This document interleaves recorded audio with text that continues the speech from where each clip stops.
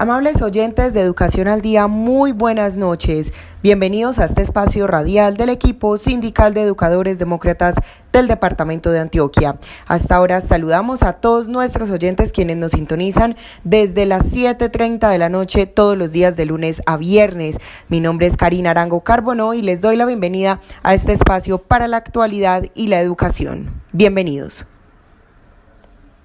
FECODE reconoce la invaluable labor de los trabajadores de la salud. Por eso, hoy más que nunca, se requiere la consolidación de la reforma constitucional al Sistema General de Participaciones que incremente los recursos de salud, educación, agua potable y saneamiento básico. Durante esta pandemia, quedémonos en nuestras casas. Unidos vamos con FECODE. Iniciamos nuestro programa Educación al Día y se ha venido escuchando la intención del Gobierno Nacional de que los niños, niñas y jóvenes regresen a las clases presenciales mediante el modelo de alternancia. A propósito de este tema, escucharemos a Carolina Corcho. Ella es vicepresidenta de la Federación Médica Colombiana, quien explicó ante la Junta Nacional de FECODE el contexto de salud actual en el país y además plantea por qué no es recomendable el regreso a clases presenciales, pues el riesgo de la pandemia se mantiene. Escuchemos. A partir de los debates que han habido recientemente sobre el tema de la salud, yo me voy a referir específicamente a dos temas.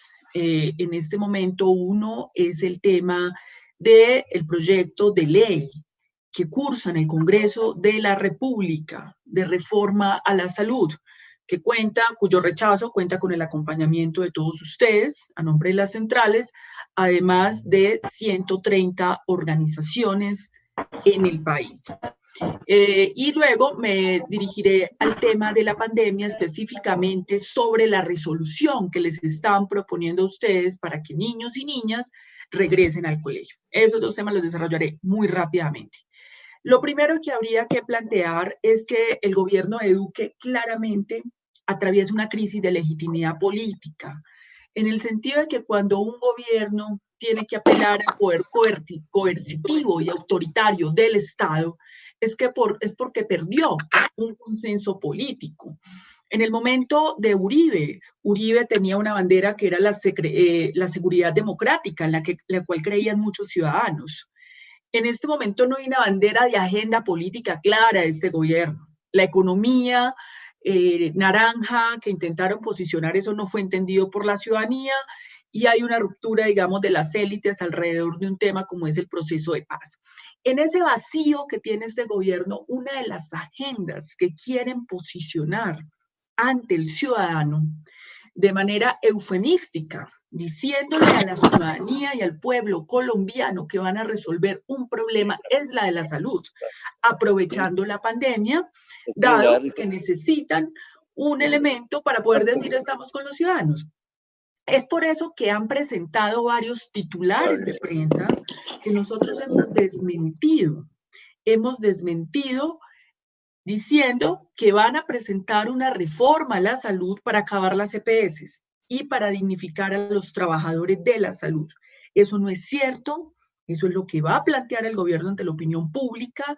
El proyecto de ley 010, que se le envió mensaje de urgencia por parte del gobierno, no es un proyecto solo de Cambio Radical, es un proyecto del gobierno, donde logran un acuerdo con la bancada de Cambio Radical y las bancadas mayoritarias del Centro Democrático y del gobierno de Iván Duque. Es decir, ellos tienen las mayorías para aprobar ese proyecto de ley en el Congreso con mensaje de urgencia que nosotros creemos va para un pupitrazo. Este proyecto de ley tiene 4 elementos. Primero, no acaba las EPS, simplemente les cambia el nombre por aseguradoras, genera un escenario para que haya un oligopolio. En este momento hay 48 EPS, ellos quieren reducirla a 10 EPS, que tengan el superpoder y que manejen esas 10 EPS 40 billones de pesos de la salud de los colombianos que se manejan en los bancos, con rendimientos financieros, porque el hecho de que usted tenga 40 billones de pesos en un banco, eso implica rendimientos financieros y no ha habido poder en este país que permita aclarar hacia dónde se van esos rendimientos financieros. Ese es el poder contra el cual nosotros estamos luchando. Es el sistema financiero que tiene los 40 billones de pesos que por la vía de las EPS capturan de los recursos de los colombianos. Una cosa que hay que aclarar es que las EPS no son empresas. Ahí no hay empresarios, ahí no hay inversionistas privados. El capital que utilizan en el sistema de salud es público, en un 99%. Están haciendo negocios con la plata de los colombianos. Aquí no estamos hablando de ningún empresariado ni del capitalista. No, estos simplemente administradores de recursos públicos de la salud que hacen extracción de renta del trabajo y los aportes de los colombianos. Entonces vamos a pasar de 49 EPS a 10 EPS con mayor poder y control. Lo segundo que ellos venden es el tema, las EPS a través de un comunicado han solicitado que por favor se les permita hacer una modificación en la ley para que esos recursos públicos se vuelvan privados, para que ellas puedan actuar con aseguradora. Más o menos vuelvan esos recursos públicos privados para nosotros poder trabajar con ellos tranquilamente, porque la Corte Constitucional y diversas leyes de la República en Colombia han dicho esos son recursos públicos con destinación específica. Ustedes no pueden utilizar eso para otras cosas. Ellos lo han hecho. Esa es la investigación de Salud Come y más. 3 billones de pesos de la salud perdidos en la Fiscalía General de la Nación, durmiendo en la Superintendencia Nacional de la República y en la Contraloría, demostrado ya que esa plata la saquearon para hacer otro tipo de negocios cuando era recursos de los colombianos. Pero Saluco es solamente una de las 72 investigadas. El resto reposa la impunidad.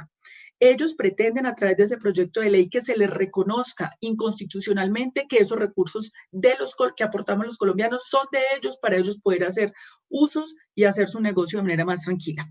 El segundo elemento que plantea ese proyecto de ley es un asunto de que ellos van a fortalecer la salud pública, la atención primaria en salud, la medicina familiar, que es lo más cercano al ciudadano. Eso no es cierto. Con el poder de las EPS no va a haber salud pública en Colombia, es que ya lo demostró la pandemia.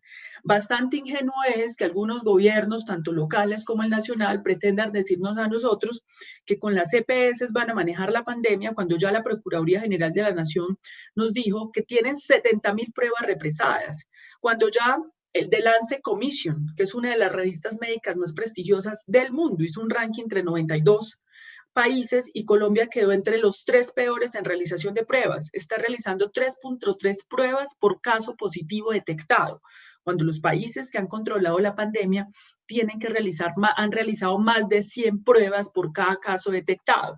Y las pruebas están a cargo de las EPS. Y las EPS, ya tenemos un caso registrado, se están demorando hasta más de 100 días para entregar los resultados de las pruebas. ¿Qué salud pública es esa? Mientras que usted mantenga las EPS, no va a haber salud pública, no va a haber atención primaria en salud.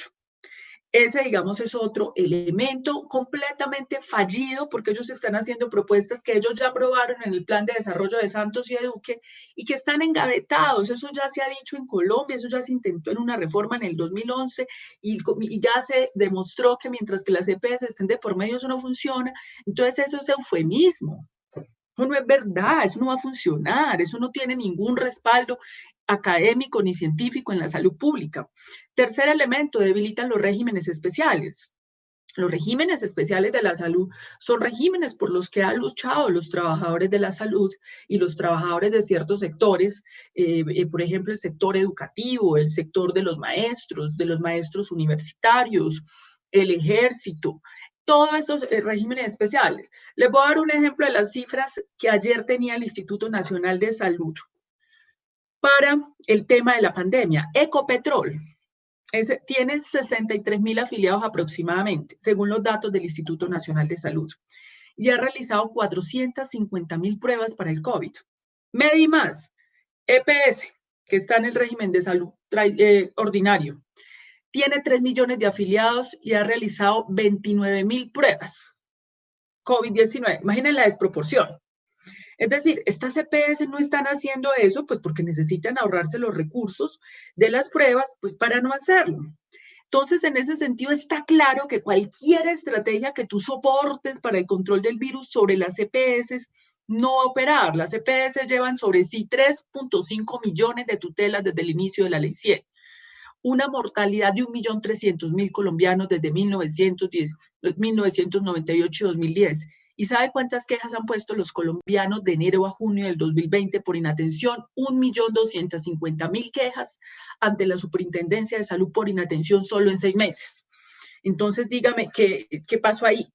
Ese es otro elemento. Entonces, debilita los regímenes especiales para que la gente se pueda salir y se pueda pasar al régimen ordinario, que yo no sé cuál es la ilusión que ellos entregan sobre eso. El otro elemento fundamental es el tema de los trabajadores de la salud. Como el 331, que es el proyecto de ley que está en la Cámara de Representantes, ellos persisten en el eufemismo de que ese proyecto de ley dignifica a los trabajadores. Eso no es cierto. Lo que ellos plantean ahí son asuntos exhortativos, enunciativos, no vinculantes. Colombia tiene 900 hospitales públicos, 18.000 clínicas privadas, el 90% de los trabajadores de la salud trabajamos en el sector privado. Resolver el problema de formalización en los hospitales públicos deja por fuera el 90% de los trabajadores de la salud. Y si el hospital público sigue viviendo de venta de servicios a las EPS que no les pagan, se quiebran ante una competencia desigual con el sector privado que puede tercerizar y el público que no, aunque también terceriza. Entonces, eso no resuelve el problema de la dignificación de los trabajadores de la salud. Por si fuera poco, el proyecto de ley se atribuye asuntos que no le corresponden al Congreso de la República. El Congreso de la República no tiene por qué meterse a modificar currículos médicos de pregrado, académicos, a definir cómo es que se forma un médico. Eso se llama el principio de autonomía universitaria, se llama el principio de autonomía profesional, y ahí se meten a modificar currículos médicos, lo cual es absolutamente inaceptable. Lo otro, con la ley sancionan a los pacientes. Paciente que no atiendan, que no cumpla con su tratamiento, y la mayoría de pacientes no cumplen con su tratamiento porque las EPS no les entregan a tiempo las medicinas, se les sanciona con plata. Y si no tiene la plata, no se le atiende. Esto es una negación del derecho a la salud de los colombianos. Por si fuera poco, ratifican lo que dijeron en el plan de desarrollo de Iván Duque. ¿Qué fue lo que dijeron en el plan de desarrollo de Iván Duque? Que los colombianos que estaban en el régimen subsidiado, que ahora van a aumentar, porque hay 4 millones de nuevos desempleados según Corfi colombiana con la pandemia. Tenemos de los peores indicadores económicos de pérdida de empleo. Esos tienen que aportar, los van a clasificar entre pobres y menos pobres, y los menos pobres deben aportar al sistema. Es decir, el subsidio no es de los ricos hacia los pobres, sino el que menos ingresos tiene a subsidiar a estos emporios financieros de las EPS. El proyecto no es ninguna reforma ni reglamentación de la ley estatutaria, eso es falso. La ley estatutaria no tiene nada que ver con lo que esta gente está diciendo acá. Acá hay un montón de refritos de normas que ellos ya han intentado inconstitucionalmente, vía decretos, resoluciones inconstitucionales del anterior gobierno, de este, y un refrito de una cantidad de asuntos que ellos han hecho en los planes de desarrollo que han sido fallidos y no han resuelto el problema de la salud de los colombianos. Ese es el 010. Por eso nosotros, con el apoyo de ustedes, ya enviamos esa carta, ya ha sido enviado a ustedes también, para la respectiva difusión. Si pedimos que nos ayuden con la difusión, porque esto es un tema de todos los colombianos. Pandemia, 2 cosas concretas que quiero plantear sobre eso.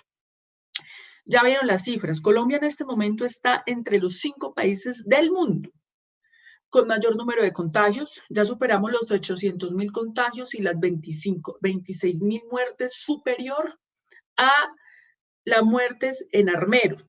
Tenemos un subregistro del 26% por diferencia de cifras entre el DANE y el Instituto Nacional de Salud que el Ministerio no nos ha podido aclarar. Las investigaciones científicas internacionales nos posicionan siempre entre los 10 y los 6 primeros puestos en mortalidad por millón de habitantes y en mortalidad y en número de nivel de contagios diarios. No hay claridad en el manejo de las cifras, hay un subregistro, claro, porque Colombia tiene hoy capacidad para procesar 55.000 pruebas diarias y solamente PCR solo está procesando 22.000. Más 9.000 pruebas de antígeno, pero la más segura es la PCR. La pregunta es, ¿por qué estamos procesando menos pruebas cuando tenemos a la gente en las calles? Si el gobierno está diciendo que hay que volver a los colegios, uno de los elementos centrales desde el punto de vista de salud pública, respaldado por las publicaciones médicas más importantes del mundo, Johns Hopkins, The Lancet, pues el gobierno verá qué hace, porque nosotros sí hemos pedido muy respetuosamente que los salubristas, expertos y epidemiólogos que están de asesores del gobierno, lo cual es legítimo y respetable, declaren sus conflictos de intereses por ser asesores del gobierno cuando van a emitir conceptos ante la opinión pública. Eso es lo que científicamente y honestamente se tiene que hacer. Entonces, en todos los rankings Colombia sale mal ubicado. Se proyecta desde el punto de vista epidemiológico un nuevo brote en noviembre. Entonces yo no entiendo cómo es que van a volver los niños y niñas al colegio cuando Colombia no ha controlado la pandemia, está entre los mejores en todos los rankings, entre los mejores del peor manejo en todos los rankings mundiales del mundo, y está proyectando un nuevo brote, cuando Europa en este momento está teniendo que volver a cerrar. Europa invirtió más porcentaje del PIB en la pandemia que Colombia. Colombia invirtió el 4% del PIB cuando prometió el 11%. Y ese 4% no ha ejecutado todos los recursos. Y en el sector salud prometieron 7 billones de pesos y solo han ejecutado 0.9 billones. En el sector salud ni siquiera han garantizado las condiciones de bioseguridad.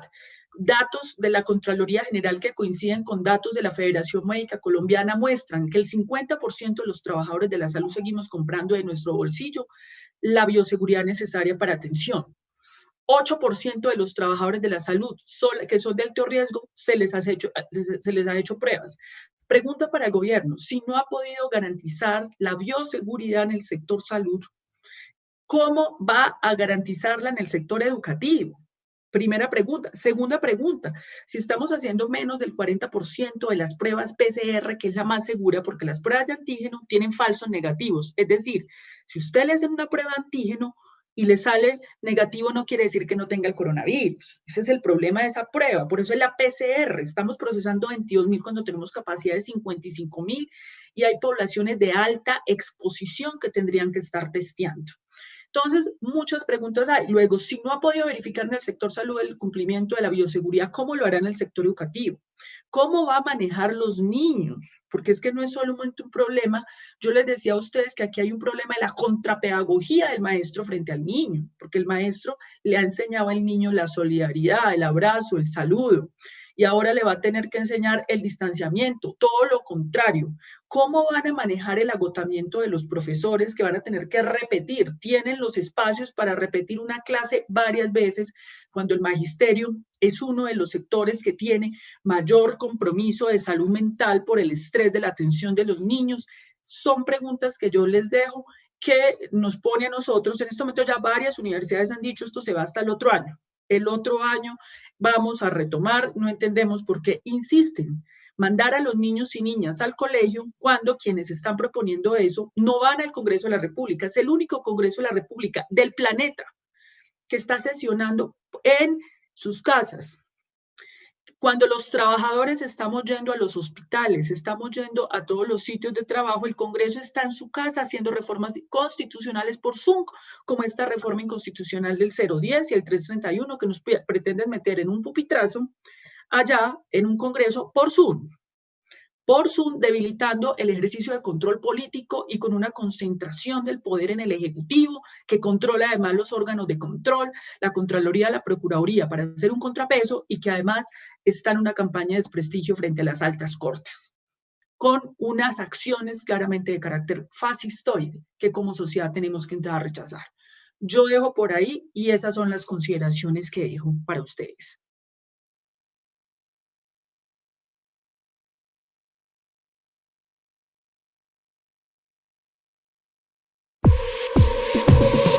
Por un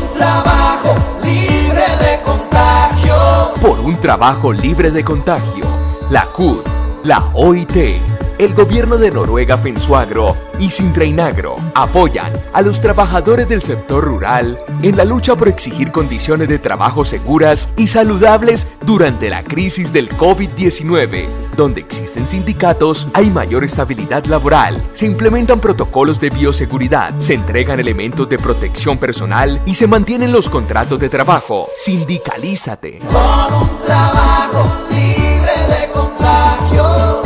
Mayores informes www.cud.org.co,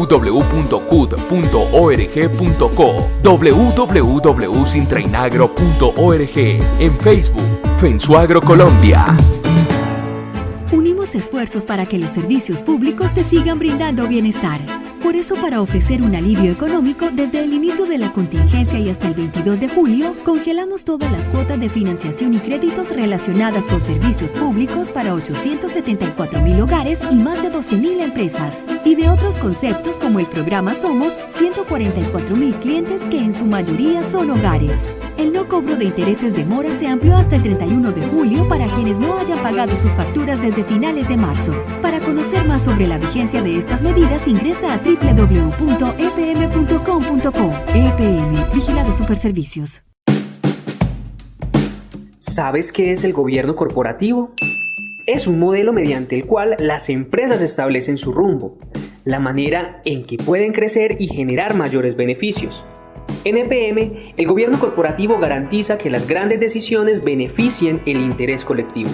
Los ciudadanos, como dueños de EPM, pueden exigir el cumplimiento de las prácticas del gobierno corporativo para que la empresa sea sostenible, permanezca en el tiempo y siga ofreciendo servicios de calidad. EPM, por ti estamos ahí. Continuaremos siendo solidarios con la población más vulnerable, el sector salud y la comunidad educativa. Solo la consolidación de la reforma constitucional al Sistema General de Participaciones garantizará el incremento de los recursos para salud, educación, agua potable y saneamiento básico. Seguiremos defendiendo los derechos de los trabajadores y los colombianos. Unidos vamos con FECODE.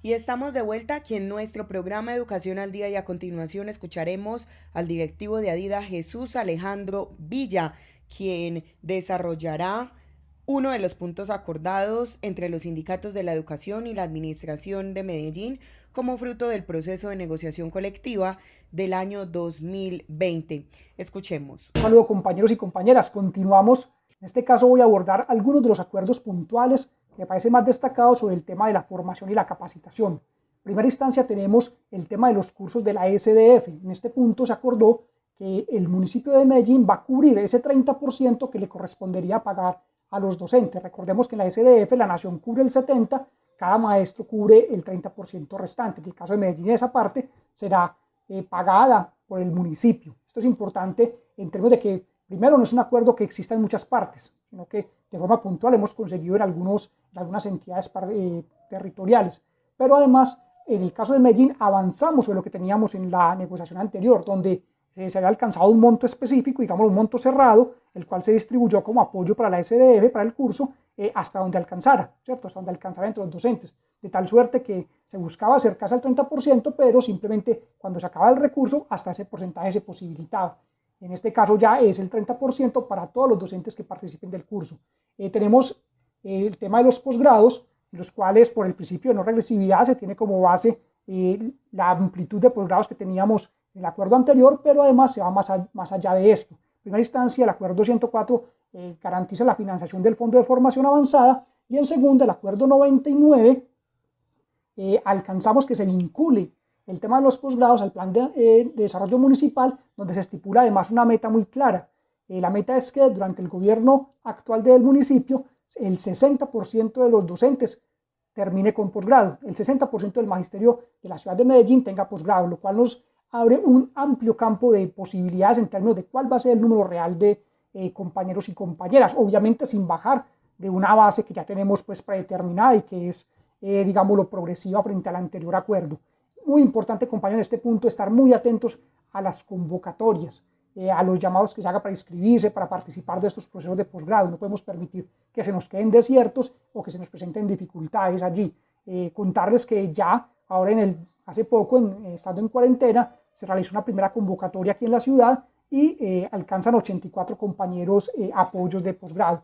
Tenemos además todo lo que tiene que ver con capacitación y formación en general, cursos, actualización, talleres. Es el acuerdo 98 en el cual continuará desarrollándose, pero apuntamos a dos aspectos importantes en el acuerdo, además de pues, mantener el proceso de formación general que siempre se ha tenido y que en otro momento se trabajó con la Escuela del Maestro, que ahora se trabaja con MOVA. Bueno, acordamos dos aspectos: la pertinencia, en la medida en que en el pasado, en anteriores administraciones, se han presentado dificultades en términos de cuáles eran los contenidos que no eran, digámoslo, adecuados para la necesidad del magisterio, y Una segunda aspecto que acordamos es la participación de las universidades públicas. Esto para nosotros es muy importante, en primera instancia porque da un nivel de garantía de calidad, para nosotros es interesante, y en segunda porque es un mecanismo por medio del cual fortalecemos la educación pública en la ciudad. En la medida en que nos formamos nosotros, fortalecemos la educación pública, pero además la participación de estas universidades posibilita que un flujo de dineros llegue a ellas y no se vayan, digámoslo, para contratación con privados. Esto es un acuerdo importante para nosotros. Está además todo lo que tiene que ver con unos aspectos de capacitación y formación específica. Ahí tenemos algunos para mencionar. La capacitación de asesoría pedagógica para los jefes de núcleos, que es el 105, la capacitación específica para docentes de zonas de difícil acceso, el acuerdo 92, la formación y capacitación de docentes en temas de inclusión, todo lo de los PIAR y demás, acuerdo 137, la capacitación y promoción de los COPAS, que toca en primera instancia a los docentes que hagan parte de los COPAS, y luego se expande, digámoslo, a otros grupos de docentes, acuerdo 142 y 147. Y está también un aspecto que tiene que ver con la financiación de capacitaciones de carácter sindical. Tenemos unos eventos un poco más amplios de capacitación y promoción y difusión pedagógica, académica e investigativa, que son el Encuentro Internacional de Pedagogía, que se refleja en el Acuerdo 115, año a año se ha venido realizando, la Administración continuará financiando y siendo partícipe de su organización. Recordemos que este año se va a realizar los 4 martes del mes de octubre, con invitados pues, que ya lo han visto en nuestros medios de comunicación, son de primer nivel. Tenemos además el foro educativo y al que se le suma el encuentro corregimental, asuntos que son importantes a la medida en que allí se van a discutir temas de política pública educativa de ciudad y obviamente la ruralidad que estamos tratando de rescatar su importancia en la ciudad de Medellín y generarán estos espacios insumos para el plan educativo municipal. Tenemos un tema que tiene que ver con las situaciones administrativas, para ir redondeando, en las cuales se reconoce, por ejemplo, este tipo de situaciones, pero además en lo que tiene que ver con permisos y la posibilidad de viáticos y gastos de representación cuando se esté en una situación administrativa especial en representación del municipio, por ejemplo, en eventos académicos, investigativos, culturales. Allí, además, en este contexto está todo lo que tiene que ver con las comisiones de estudio remuneradas, que son precisamente una situación administrativa. El acuerdo 96 genera un espacio, además, extra para estas comisiones que tiene que ver con el reconocimiento directo y, digamos, lo que coloquialmente a la fija de las comisiones de estudio en las semanas de desarrollo institucional, independiente de para qué lugar vayamos a estudiar. Esto es importante señalarlo porque el acuerdo anterior se logró por primera vez en la historia tener comisiones remuneradas en la ciudad, en las semanas institucionales, pero solo si el estudio era fuera de Antioquia. En este caso rompemos como esa talanquera y es en cualquier espacio donde vayamos a estudiar, a lo que se suma pues el reconocimiento de las demás situaciones administrativas, incluida la comisión de estudio en diferentes momentos del año escolar. Como pueden ver, compañeros, son una serie de puntos, acuerdos específicos dentro de todo ese conjunto de 68 acuerdos de educación y 150 generales que tenemos en este proceso de negociación y que fueron debidamente acordados. En este caso hablamos de los temas educativos y formativos que esperamos sean muy importantes para los maestros y realmente los aprovechemos, hagamos uso y no permitamos que se pierdan cupos, que se pierdan estos recursos que finalmente fueron ganados en una negociación y deben ser para que los maestros del municipio lo disfrutemos de la mejor manera. Compañeros, que tengan una feliz noche. Porque la vida y la salud están primero, la educación pública continuará en clases desde las casas. No a la alternancia. Exigimos al Gobierno Nacional garantías para los derechos y las necesidades de la población. Renta básica ya. Por el respeto del patrimonio público. Por la consolidación de la reforma constitucional al Sistema General de Participaciones. Unidos, vamos con FECODE. Por un trabajo libre de contagio. Por un trabajo libre de contagio, la CUT, la OIT, el gobierno de Noruega Fensuagro y Sintrainagro apoyan a los trabajadores del sector rural en la lucha por exigir condiciones de trabajo seguras y saludables durante la crisis del COVID-19. Donde existen sindicatos, hay mayor estabilidad laboral, se implementan protocolos de bioseguridad, se entregan elementos de protección personal y se mantienen los contratos de trabajo. Sindicalízate. Por un trabajo libre de contagio. Mayores informes www.cud.org.co, www.sintrainagro.org, en Facebook, Fensuagro Colombia. Unimos esfuerzos para que los servicios públicos te sigan brindando bienestar. Por eso, para ofrecer un alivio económico, desde el inicio de la contingencia y hasta el 22 de julio, congelamos todas las cuotas de financiación y créditos relacionadas con servicios públicos para 874.000 hogares y más de 12.000 empresas. Y de otros conceptos como el programa Somos, 144.000 clientes que en su mayoría son hogares. El no cobro de intereses de mora se amplió hasta el 31 de julio para quienes no hayan pagado sus facturas desde finales de marzo. Para conocer más sobre la vigencia de estas medidas, ingresa a www.epm.com.co. EPM, Vigilado Superservicios. ¿Sabes qué es el gobierno corporativo? Es un modelo mediante el cual las empresas establecen su rumbo, la manera en que pueden crecer y generar mayores beneficios. En EPM, el gobierno corporativo garantiza que las grandes decisiones beneficien el interés colectivo. Los ciudadanos, como dueños de EPM, pueden exigir el cumplimiento de las prácticas del gobierno corporativo para que la empresa sea sostenible, permanezca en el tiempo y siga ofreciendo servicios de calidad. EPM, por ti estamos ahí. Y continuamos con más información aquí en nuestro programa Educación al Día, y durante el más reciente panel de la Federación Colombiana de Trabajadores de la Educación, FECODE, sobre un ambiente laboral sin acoso. Escuchemos a continuación a Yamile Sokolovsky, quien hace parte de la Red de Trabajadores de la Educación de Argentina. Escuchemos.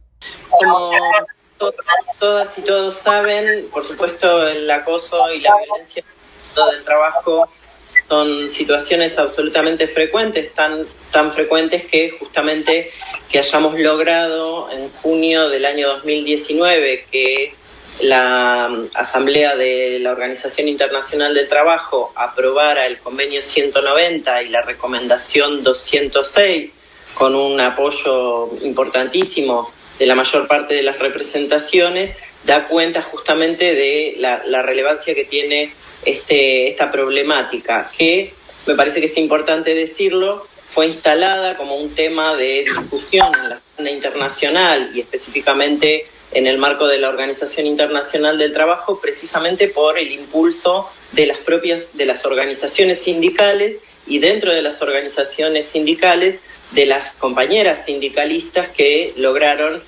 hacer visible el hecho de que se haya podido avanzar en el marco de la Organización Internacional del Trabajo con la aprobación del convenio 190 y de la recomendación 206, precisamente da cuenta de la importancia que tiene en el mundo del trabajo el fenómeno de la violencia y el acoso, y también estaba señalando, me parece que es muy importante no perder de vista, que ha sido por iniciativa de las organizaciones sindicales y dentro de las organizaciones sindicales de las compañeras sindicalistas que se promovió el debate de estas cuestiones en el marco de la organización internacional.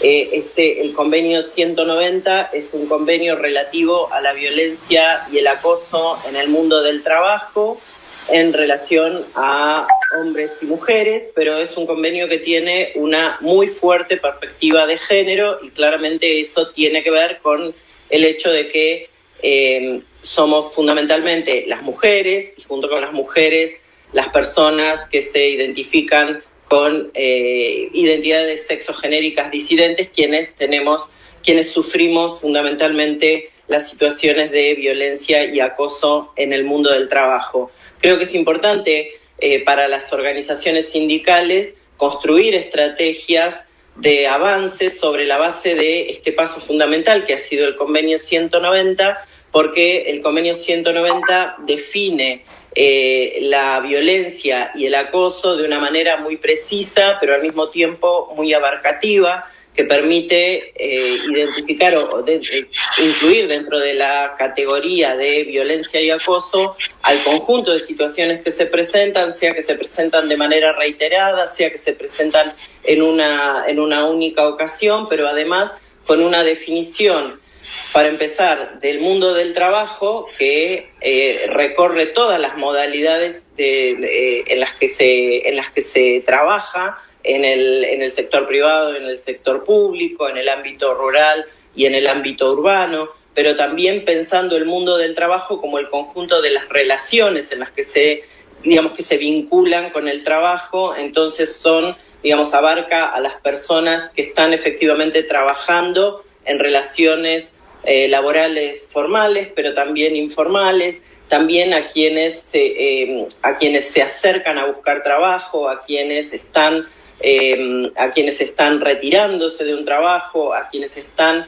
vinculados o vinculadas con el trabajo a través de formas que tienen que ver con la formación profesional, como por ejemplo las pasantías, o a las actividades que tienen que ver con el trabajo que no se producen en el lugar de trabajo, sino en las situaciones sociales vinculadas al trabajo o en el tránsito al trabajo, y que también incorpora en la perspectiva sobre la violencia y el acoso en el mundo del trabajo el impacto que tiene en la situación laboral la violencia en el propio ámbito doméstico o de las relaciones familiares u otras relaciones interpersonales. Pero muy importante para las trabajadoras. Creo que es importante también, sobre la base de ese proceso, entonces decía, pensar las estrategias a futuro, porque cuál es la situación actual del convenio 190 y de la recomendación 206. Una vez que fue aprobada en la Asamblea de Ginebra de junio del año 2019, se inicia el proceso de ratificación parlamentaria de parte de los países, de los Estados miembros de la OIT. Ya tuvo la ratificación de 2 países, en primer término de Uruguay y luego de las Islas Fiji. Esa doble ratificación ya le da validez internacional al convenio. Ahora es necesario seguir avanzando en cada uno de los países en ese proceso de ratificación. Quisiera decir que en Argentina también ha habido ya una media sanción parlamentaria para la ratificación y nos encaminamos, entendemos que rápidamente, a que se complete ese proceso de ratificación, y eso implica un nuevo punto de partida, porque una vez que el convenio 190 se encuentra ratificado en cada uno en un país, es necesario empezar a construir, en primer término, una legislación específica para abordar la cuestión de la violencia y el acoso en el mundo del trabajo, o adecuar las legislaciones preexistentes. Nosotras en Argentina, en el marco en nuestros sindicatos, pero fundamentalmente en el marco de las centrales sindicales, en nuestro caso es la CTA de las y los trabajadores, pero lo estamos haciendo también en articulación con las otras centrales sindicales, estamos avanzando en la discusión de cuál sería el instrumento jurídico adecuado para que la normativa nacional se adecue a lo que establece el convenio 190 y se armonice con otras legislaciones preexistentes, pero además es necesario impulsar el desarrollo de una política pública claramente orientada a garantizar que en todos los sectores del trabajo, en todos los lugares de trabajo, existan acciones tendientes a sensibilizar, a prevenir y a sancionar las situaciones de violencia y acoso en cada una de las espacios donde se encuentran las y los trabajadores, y eso requiere acciones de concientización, pero también el establecimiento de dispositivos específicos para la intervención, esto es, protocolos de actuación. Eso requiere una intensa actividad de capacitación, y también, y esto nos parece que es una cuestión que es importante señalar, que es parte también de la tarea que permanentemente se viene haciendo en el marco de la Internacional de la Educación y particularmente en la Internacional de la Educación para América Latina. Es muy importante trabajar para que las organizaciones sindicales estén en condiciones de abordar esa tarea. Nuestras organizaciones, que tienen el deber fundamental de garantizar el reconocimiento de los derechos de las trabajadoras y los trabajadores en todos los ámbitos donde nos encontramos, también tienen que estar capacitadas, también tienen que desarrollar para esa intervención, y ya termino, y creo que esa es la agenda de este momento. Para nosotras, en nuestro país, en este momento, está siendo una prioridad, que es la de fortalecer las líneas de capacitación, esencia dentro de nuestras propias organizaciones sindicales, para poder tener una mejor capacidad de incidencia y de intervención para construir las políticas, los programas, las acciones necesarias para avanzar en este terreno de cuestiones en el mundo del trabajo en general y particularmente en el ámbito educativo. Porque primero está la vida y la salud de nuestros estudiantes, familias, docentes, directivos docentes y administrativos. Decimos no a la alternancia, no a la presencialidad a partir de agosto. Invitamos a la comunidad educativa a respaldar la desobediencia civil. Seguiremos el trabajo desde las casas. Unidos vamos con PECODE. Y de esta manera hemos llegado al final de nuestro programa Educación al Día.